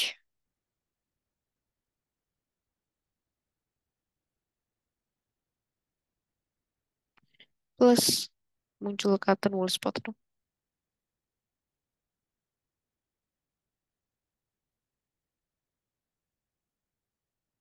Plus hard exudate. Grade 5 astagfirullahaladzim. Kok ini? Grade 3 grade 4. Kalau grade 4 itu ya grade 3 tapi sudah ada papil edema. Itu ya. Oke, oke. Nomor 21. Dokter izin tanya. Mm-mm, Soalnya retensi hipertensi itu sebenarnya mm-mm. apa namanya ada macam logikanya gimana ya? Dokter itu kadang suka kebalik-balik atau emang grade-grade-nya ini hafalan mati dok? Maksudnya gimana? Oh, grade-nya. Iya, Hmm, jadi gini, definisi ya, definisinya dulu. Kalau konstriksi kan nyempit ya, arteri retinanya nyempit ya, gitu. Karena sebenarnya itu kayak bentuk kompensasi gitu loh, Dek. Kamu bisa kebayang ya bahwa hipertensi itu kalau di kardio ya, itu dia kan afterloadnya gede, kayak gitu. Nah, bentuk kompensasi dari si arteri retina itu adalah dia menyempitkan pembuluh darahnya. Jadi biar nggak jadi over semprotan darah gitu loh ke situ gitu. Makanya awal-awal dia masih grade 1 masih konstriksi arteri retina. Grade 2 dia sudah mulai ada aveniking. Aveniking itu adalah suatu vena yang dia sempit banget gitu loh. Vena tuh sempit banget apa ya? Vena itu jadi kayak kecil banget sehingga arteri itu kayak bisa nyusup gitu loh. Mirip kayak AV crossing ya, kayak gitu. Terus habis itu udah mulai ada copper and silver wiring. Copper and silver wiring itu artinya kan dia arterinya nebel ya, nebel terus jadi lebih putih dinding arteriolnya. Gitu udah mulai rusak pembuluh darah arterinya. Karena kan kalau hipertensi kan mainnya di arteri, ya enggak? Gitu. Itu logikanya kenapa aveniking itu sorry, pada aveniking tuh venanya nyempit karena habis dari arteri kapiler vena gitu kan. Dia nyempit karena vena itu nggak mau jadi kayak tambah apa ya? Ketularan apa ya kayak bahasa kasarnya kayak ketularan kemasukan darah yang banyak tadi itu dari si arteri kayak gitu itu itu grade 2. Grade 3 dia udah mulai ada flame shape, ibarat kata kayak misalnya tadi ya tekanannya kuat banget nih gara-gara darah tinggi yang nggak terkontrol akhirnya dia jebol berdarah flame shape gitu ya, akhirnya muncul cotton wool spot. Nah, cotton wool spot ini sebenarnya dia adalah suatu apa ya, kayak kumpulan gitu, kumpulan apa ya, gitu ya, kumpulan komponen gitu ya, gara-gara adanya iskemik dari lapisan retina. Karena ya walaupun dia apa alirannya kenceng deh, tapi kan nggak fisiologis gitu loh, itu patologis gitu kan. Akhirnya dia bikin iskemik kayak gitu, ya. Tuh makanya dia udah muncul iskemik nih, udah muncul iskemik di grade 3 gitu. Udah mulai muncul cotton wool spot. Cotton wool spot itu sebenarnya adalah soft exudate. Nah, hard exudate itu sebenarnya dia adalah akumulasi lipid atau lemak. Makanya warnanya kuning. Nah, akumulasi lipid itu terjadi karena arteriolnya itu udah mulai bocor. Dia udah jebol. Ibarat kata kayak pipa, ya, pipa yang elastis ya. Tapi kalau misalnya dihantam dengan apa sih namanya tekanan yang gede ya, bisa apa dia? Bisa jebol kayak gitu lama-lama. Gitu ya. Terus kalau yang grade 4, dia sudah mulai ada papil edem. Jadi diskus optiknya udah mulai gede, udah mulai bengkak. Kayak gitu. Gitu. Bisa dipahami kah? Dok, maaf yang koper silver wine itu boleh diulang dok tadi sedikit Hmm. bermasalah sinyal. Copper silver wiring itu adalah dinding arterinya itu nebel dan udah mengalami opasifikasi. Jadi udah mulai apa ya? Udah mulai rusak nih. Kalau rusak kan biasanya dia akan munculin jaringan fibrotik. Makanya kenapa dia tebel dan sudah mulai ada pengapuran di situ. Kayak gitu. Jadi kayak ada putih gitu deh, warnanya lebih putih. gitu. Siap. Terima kasih, Del. Oke, itu ya. Jadi seperti itu sih logikanya ya gitu biar tahu ceritanya gitu ya sama definisinya. Oke, lanjut ya. Nomor 21. Pemeriksaan apa yang selanjutnya dapat dilakukan pada pasien tersebut? Seorang anak perempuan berusia 8 tahun datang ke ibunya, datang bersama ibunya ke Polimata dengan keluhan mata kanan dan kiri tampak tidak sejajar, juling. Keluhan juga disertai dengan pandangan kabur, ya. Terus habis itu nih ODS nomor 12, memfusnya turun ya. Gambarnya itu. Working diagnosisnya apa sih dia? Strabismus. Mm-mm. Nah, strabismus. Strabismus. Strabismus itu sebenarnya kenapa sih dia gitu? Matanya tidak selaras. Nanti ada yang strabismus laten sama manifest ya. Pemeriksaan apa dia? Hirschberg ya. Hirschberg ya. Pemeriksaan Hirschberg. Jadi kalau strabismus itu deviasi bola mata. Ada yang heterotropi sama heterofori. Kalau ini heterotropi itu manifest ya. Deviasi nyata yang tidak terkontrol oleh fusi. Kalau yang si laten itu deviasi dapat dikontrol oleh mekanisme fusi. Intinya kalau laten itu dia tersembunyi gitu loh. Maksudnya tuh kayak misalnya gini, kelihatannya sih kayaknya nggak juling, tapi pas dilakukan pemeriksaan cover test itu dia jadi juling, itu laten gitu ya. Pemeriksaannya ada dua, cover uncover yang tadi aku cerita tadi yang ditutupin tadi, sama Hirschberg. Hirschberg tuh pakai pen light ya gitu. Jadi biar kita tahu, oh dia tuh sebenarnya yang esotropi kan ada esotropi ya. Di sini bilangnya deviasi, padahal yang familiarnya tropi ya istilahnya. Esotropi, eksotropi, hipertropi atau hipotropi kayak gitu. Tuh ya. Kalau kayak si anak ini kan julingnya ke tengah sini, ya. Julingnya ke dalam ya, ke dalam gitu, itu esotropi. Gitu. Itu sih. Nah, itu. Oke. Nomor 22, diagnosis yang tepat. Seorang perempuan 30 tahun datang ke poli umum puskesmas karena benjolan di kelopak mata kanan sejak 1 bulan ini. Riwayat pengobatan di sangkal, nyeri pada benjolan di sangkal, pemeriksaan mata kanan dapatkan nodul di palpebra superior tanpa radang dan tidak ada nyeri tekan. Oh, ini jelas sekali lah ya. Temennya Hordeolum. Iya, Apa?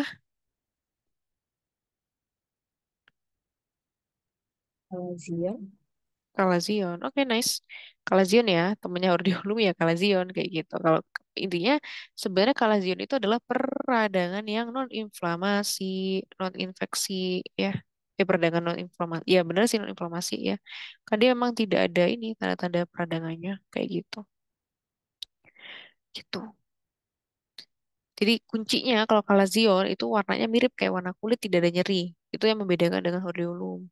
Kalau Hordeolum tuh tanda-tanda inflamasinya udah jelas banget ya. Tuh. Nomor 23, diagnosis yang tepat.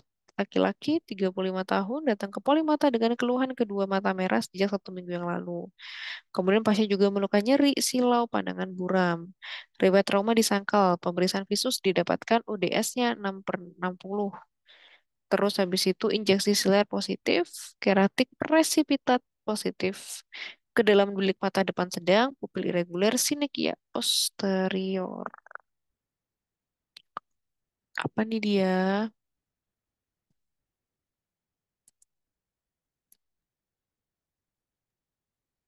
Uveitis anterior ya. Uveitis anterior atau Anterior. iridosiklitis ya. Oke. Jadi uveitis anterior ya. Sebenarnya uveitis anterior tuh yang ada istilahnya ada dua, ada iritis atau iridosiklitis. Itu ya. Jadi uveitis itu kan ada ini ya, satu tulis ini ya. Uveitis itu ada tiga. anterior, ada intermediate, ada posterior. Kalau anterior itu yang ngenainya anterior chambernya ya, gitu. Itu bisa iridosiklitis.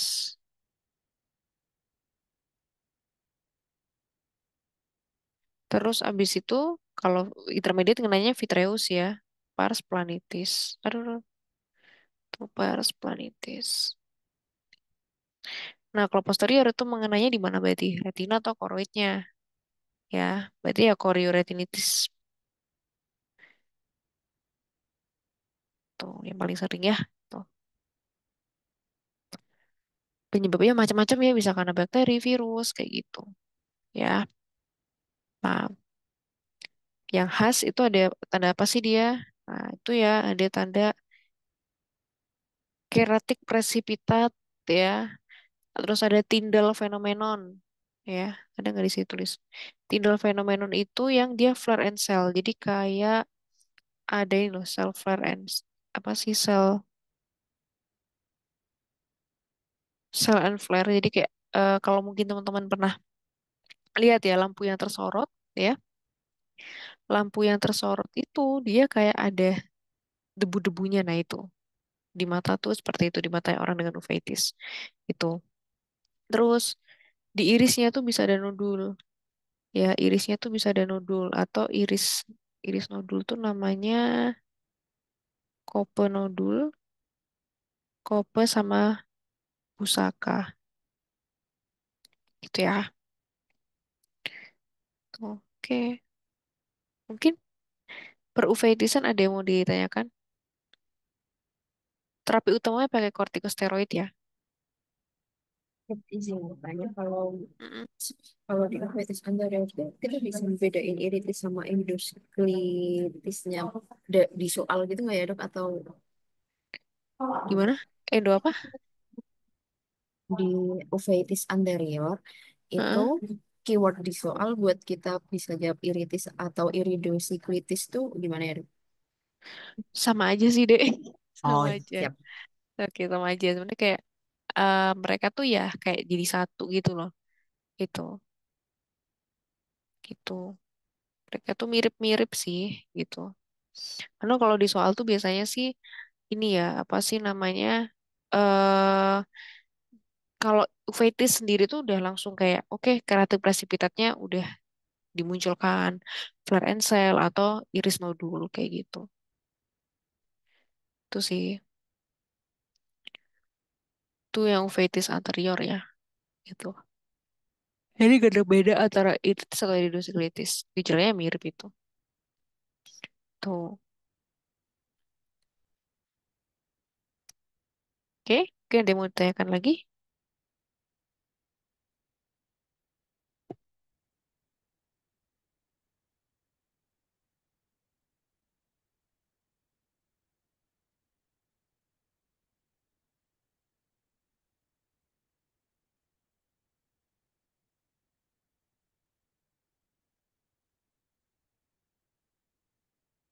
Mana ya? Oke, nomor 24 diagnosisnya. Seorang perempuan berusia 26 tahun datang ke poli umum puskesmas dengan keluhan terdapat benjolan di kelopak mata karena sejak 3 hari yang lalu. Seminggu yang lalu, pasien diketahui jatuh di kamar mandi dan bagian dekat mata terkena ujung bak mandi. Pada pemeriksaan kelopak mata kanan didapatkan edema, hiperemis, benjolan berbentuk huruf S terbalik. C, oke, aku setuju. Huruf S terbaliknya ya dacryoadenitis ya. Kalau dacryocystitis itu lebih ke salurannya ya, gitu bisa di hidung ya, gitu. Itu ya. Kalau huruf S terbalik kan berarti di supraorbita ya, gitu. Jadi ini ya bentukannya. Jadi peradangan pada sakus, pada ininya ya, pada apa? Oh, kelenjar air matanya, kayak gitu. Tuh, pada glandula lakrimalisnya, gitu ya. Nah, ini biasanya karena ada trauma juga ya. Tuh. Terus ada nyeri, bengkak, benjolan seperti huruf S terbalik, regurgitasi negatif, ya. Tes anelnya dia positif. Tes anel tuh ini apa namanya? Berarti tidak ada sumbatan, ya, tidak ada sumbatan di situ. Di siapa namanya? Di saluran air matanya, gitu ya. Nah, yang membedakan kalau ada kriosistitis itu dia kan bengkak di sakusnya, ya kan di sakus lakrimalisnya. Itu biasanya tes anelnya dia negatif, regurgitasinya dia positif. Ya jadi balik. Jadi nggak apa pas ditelan tuh pas apa NaCl-nya apa dimasukkan dia nggak bisa kerasa ada asin kayak gitu. Nah, sama dengan dacryostenosis. Kalau dacryostenosis itu tidak radang, tapi sakus lakrimalisnya tuh nyempit. Jadi jelas pasti tes anulnya dia negatif, regurgitasi positif.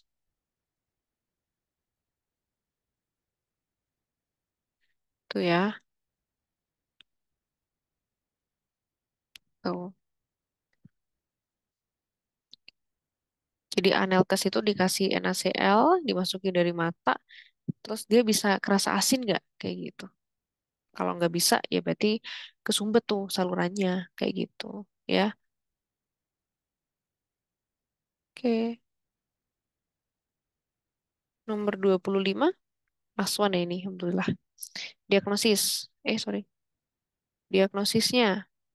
Perempuan 60 tahun datang ke poli umum ya dengan gumpalan pada kedua kelopak mata sejak 1 bulan ini.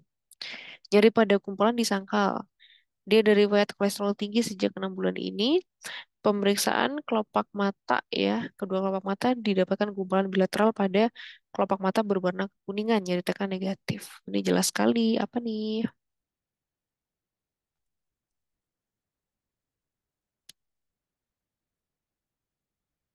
C, oke nice. Santalasma ya. Oke sip, Dokter Winda. Jadi santalasma. Jadi intinya dia itu ada kayak ini loh, kuning-kuning kayak gitu ya. Kuning-kuning yang sebenarnya dia itu adalah kumpulan dari lemak. Karena kolesterolnya tinggi atau hiperlipidemia gitu. Sebenarnya ini nggak ngaruh gimana-gimana ya, cuman ya secara estetik aja. Jadi kurang oke gitu ya. Oke, mungkin dari sini ada yang mau ditanyakan? Minta maaf Heeh, terkait tadi strabismus yang cover uncover. Boleh heeh. ini nggak ya dok? Saya sedikit lupa Oh ya. buat Jadi, interpretasinya. oke, jadi gini, kalau strabismus itu kan sebenarnya ada istilah tadi ya yang laten sama manifest. Mana tadi? Mana tadi? Nah ini ya, ada yang manifest sama laten. Ada deviasi nyata.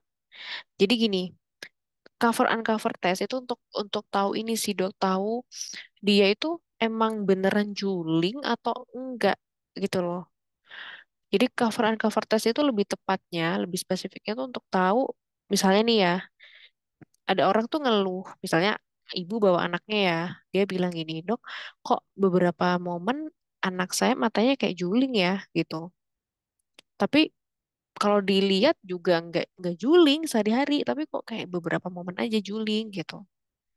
Nah, kalau kamu lihat sekilas dari anak itu, ya, kayaknya kelihatannya nggak juling gitu loh. Tapi ibunya ngeluhkan beberapa momen juling. Nah, kamu curiga, oh ini berarti arahnya bisa ke yang apa heterofori yang laten gitu. Nah, akhirnya dilakukan pemeriksaan cover uncover test.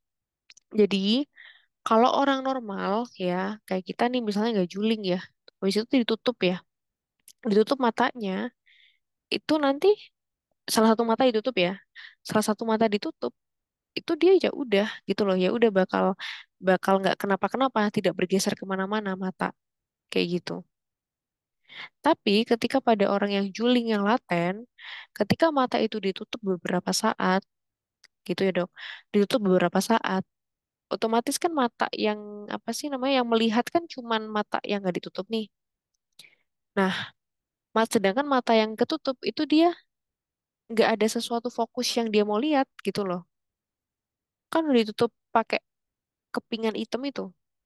Nah, sehingga pada akhirnya apa? Matanya jadi kayak tidak terarah. Jadi kelihatan julingnya. Gitu kayak ini, kayak gambar di sini nih. Nah, cover uncover test. Tuh. Jadi kayak apa ya? Kayak jadi kayak nampak juling pada saat dibuka tuh. Itu. Karena dia nggak kayak apa ya? Tidak ada yang apa sih untuk pengontrol dia. Ini loh, lihat ini gitu nggak ada. Gitu. Gitu. Itu memang biasa dipakai untuk mata-mata yang laten. Jadi yang kelihatannya kayak ini loh. Ini kan kelihatannya kayak normal. Ternyata dia juling kayak gitu. Pas dibuka, pas dibuka ya matanya akan berusaha untuk kembali ke posisi normal. Tapi kan udah beda posisinya gitu. Saya dipahamin kah? Ya, berarti kalau izin konfirmasi ya dok, kalau Mm-mm. yang esoforia ketika dibuka nanti dia movementnya bakal ke lateral gitu ya dok. Bener nggak ya dok? Exokolateral. Mm-mm. Kalau Gini, eso itu ke lateral. Jadi eso itu ke lateral tuh pergerakannya. Tapi posisi julingnya dia dari nasal.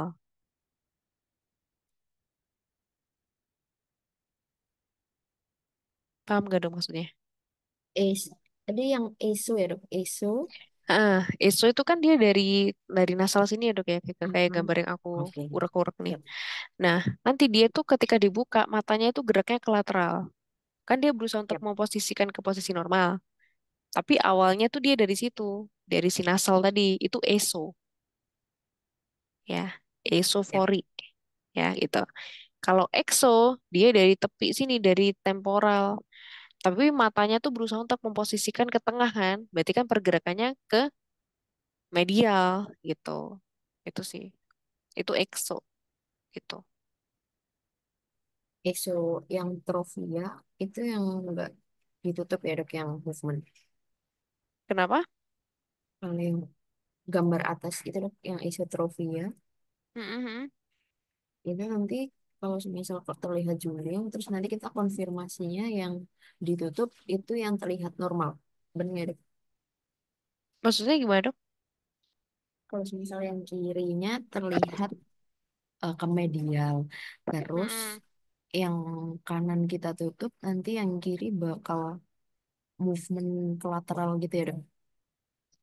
Jadi yang juling ditutup itu biasa nanti ketika dia di apa sih ya itu ya dia bakal bakal berusaha untuk menormalkan gitu itu Hmm.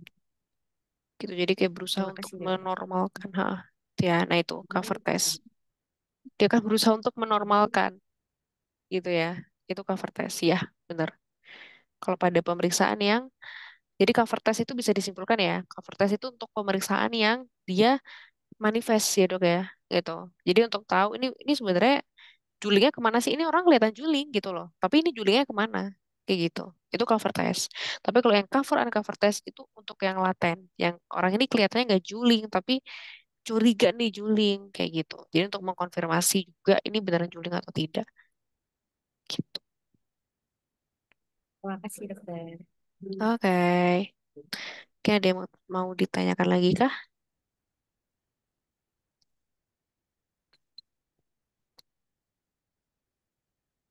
Izin tanya dok, saya tuh tadi sempat baca kan kalau di keratitis herpes zoster itu sensitivitas korneanya menurun. Nah, sensitivitas kornea itu kalau tes itu ya dok, kornea yang kita pakai apa namanya eh, kapas Itu gitu ya dok. kapasnya dipelintir. Bener dok. Sensibilitas kornea. Berarti dia nggak serefleksnya. Oke, Mm-mm. siap. Refleksnya nggak. Kan kalau kita kan kedip gitu ya, gitu. Itu enggak ya, jadi kayak apa ya kurang peka lah gitu ya. Sudah. Oke gitu ya. Ada lagi kah? Pastinya belum dok Oke untuk saat nanti ini. kalau oke. Kenapa? Untuk saat ini belum Oke sepertinya apa itu. nanti? Oke nanti kalau misalnya masih ada yang mau ditanyakan dok bisa diskusi di WhatsApp PC boleh ya gitu. Itu ya. Oke oke Insya Allah itu sih ya. Alhamdulillah udah 25 soal dan kayaknya udah mengcover semua sih ya. Nanti tinggal di review-review aja ya. Oke. Alhamdulillahirrahmanirrahim ya sudah selesai untuk sesi pembahasan soal IPK mata kita hari ini ya. Semoga teman-teman semua ya bisa one shoot ya dengan nilai yang terbaik ya untuk UKM PPD dan juga IPK-nya ya di batch Mei 2025. Oke, kalau gitu terima kasih banyak ya teman-teman atas partisipasinya. Semoga apa yang kita pelajari tadi bisa bermanfaat ya. Baik, selamat malam. Selamat beristirahat. Wassalamualaikum warahmatullahi wabarakatuh. Pinter. Oke, sama-sama. Izin live ya.